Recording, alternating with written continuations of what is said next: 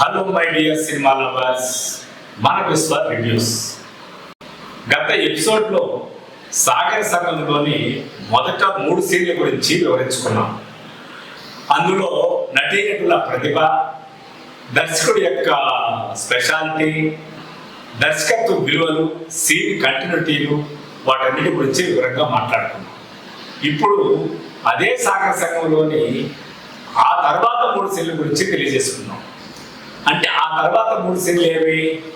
Printing ప్రెస్లో owner అయినటువంటి వాడు బాలుని ఉద్యోగం నుంచి తీసేస్తే బాలు స్నేహితుడైనటువంటి శరత్ బాబు రిక్వెస్ట్ చేసుకోవడం. ఆ తర్వాత ఎక్కడో ఒక మెట్ల మీద కూర్చున్నటువంటి బాలుని వెతకడానికి శరత్ బాబు వెళ్ళడం. ఇక అక్కడ వాళ్ళిద్దరి మధ్యలో జరిగిన సంభాషణలు, దానితో ఫ్లాష్ బ్యాక్ ఓపెన్ కావడం.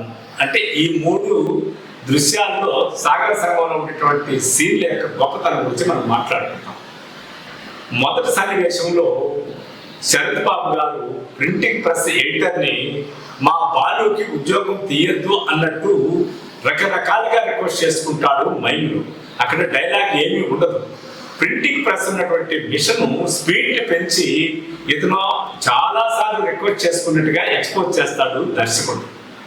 ఎన్నో రకాలుగా అడుక్కున్నా కూడా పని జరగలేదు.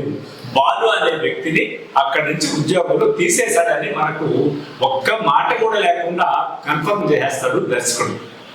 ఇక చేసేది ఏమీ లేనటువంటి శరత్ బాబు అక్కడి నుంచి బయట వచ్చి ఒక గోడ దగ్గర ఆనుకొని ఒక చిన్న ఫీలింగ్ ఇస్తాడు. ఆ ఫీలింగ్ లో పెద్ద నిట్టూరు పొందుతాడు.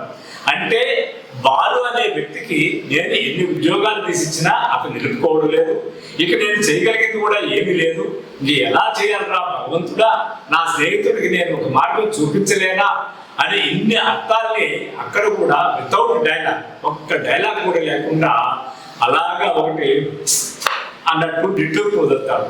ఆ నిట్టూర్పులోనే ఆ యొక్క బాలు అనే వ్యక్తికి ఇంతవరకు కేవలం ప్రింటింగ్ ప్రెస్ మీద కాదు, రకరకాల ఉద్యోగాలు అతను తీసిచ్చినట్టు, అతను అక్కడ నిలుపుకున్నట్టు, ఆ తాగుబోతనంతో ఫ్లాష్ బ్యాక్ గుర్తు రావడం వల్ల ఆయన ఎక్కడా స్థిరంగా ఉండలేదన్నట్టు ఇన్ని సీన్లను, అంటే దాదాపు 5-6 సీన్లు మళ్ళీ తీయచ్చు లేకుండా కూడా శరత్ బాబు ఫేస్ ఎక్స్ప్రెషన్తో ఆ కథ మొత్తాన్ని బాలు ఉద్యోగ ప్రయత్నాలు, శరత్ బాబు చేయలేకపోవడము, అపజయం పొందడము, ఆ యొక్క డిస్టర్బ్ మొత్తాన్ని ఆ ఒక చిన్న ఎక్స్ప్రెషన్ లో చూపించేస్తాడు.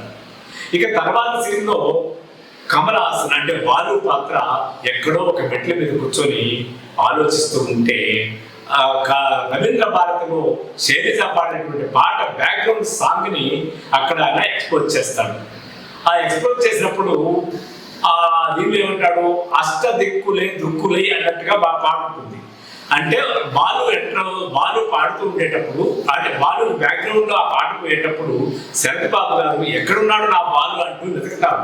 అంటే అష్ట దిక్కులకి తన దుక్కులను సారించి, అంటే కళ్ళతో మొత్తం చూసాక అక్కడ ఏదో పాట పెట్టాడు, కానీ ఆ పాటలో అర్థాన్ని కూడా ఇక్కడ ఎక్స్ప్రెస్ చేసేదానికి శరత్ బాబు యొక్క మూమెంట్స్ ని తీసుకుంటాడు దర్శకుడు. చివరికి బాలు ఉండే ప్లేస్ తెలిసి అక్కడికి వచ్చి మాట్లాడతాడు.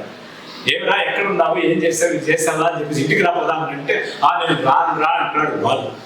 కానీ అక్కడ దగ్గుతాడు. ఎవరు? బాలు క్యారెక్టర్ కమల్ హాసన్ దగ్గుతాడు.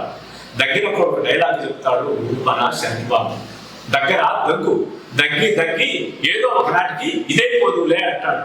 ఇదేముందిలే, దగ్గుతున్నాడు కాబట్టి ఫ్రెండ్గా అతను నిరాశగా ఒక నిష్ఠూరంగా మాట్లాడాడని మనం అనుకుంటాం.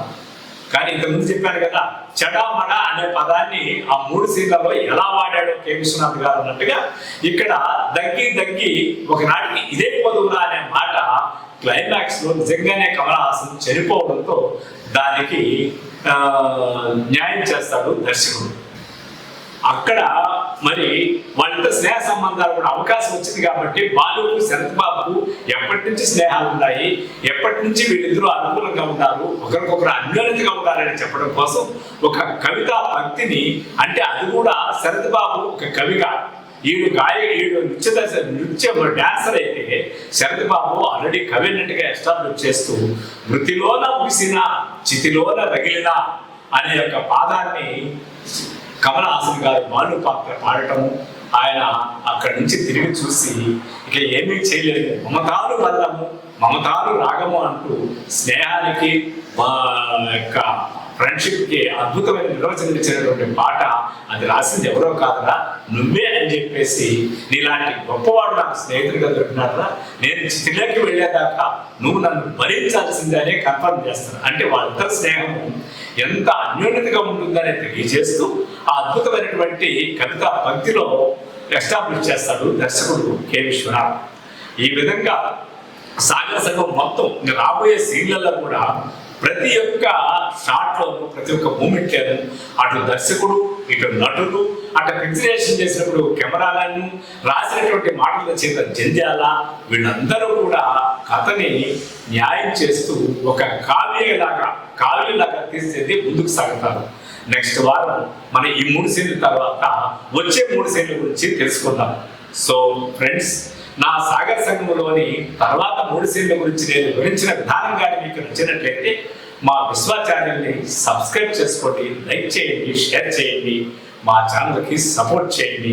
ఇలాంటి క్లాసిక్ సినిమాల మీద తరచుగా నా విశ్లేషణ ఉంటుంది. దానిలో నేను చెప్పే విధానంలో దోషగుణాలు ఉన్నా చెడు ఉన్నా అటు ఇటు ఉన్నా కూడా మీ కామెంట్ రూపంలో తెలియజేసారంటే సంతోషిస్తాను. Thank you.